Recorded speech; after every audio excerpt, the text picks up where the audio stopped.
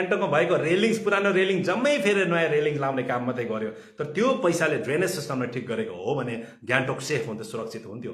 तर अहिले पनि गान्तोक सेफ छैन, सुरक्षित छैन। त्यो छ केही घण्टाको पानीले सारा सिक्किममा बिजुलीको समस्या भयो। गान्तोकमा बिजुली थिएन, क्यापिटलमा बिजुली थिएन, बत्ती थिएन। त्यसको बादमा हामीले सेक्रेटरीको एडभाइजर क्ल्यारिफिकेसन हामीले सुन्यौँ कि सेक्रेटरीले भन्दै थियो, पावर डिपार्टमेन्टको सेक्रेटरीले कि मुख्यमन्त्रीको फोन आयो, इमिडिएट रेस्टोर गरिदिनु बिजुली भनेर फोन आयो भने सेक्रेटरीले भन्दै थियो पावर डिपार्टमेन्टको। योभन्दा दुःख लाग्दो कुरा के हुन सक्छ? त्यसबाट के बुझ्नु पर्यो भने स्पष्ट हो, डिपार्टमेन्टमा रिपेयर र मेन्टेनेन्सको लागि पैसा छैन, पैसाको व्यवस्था छैन।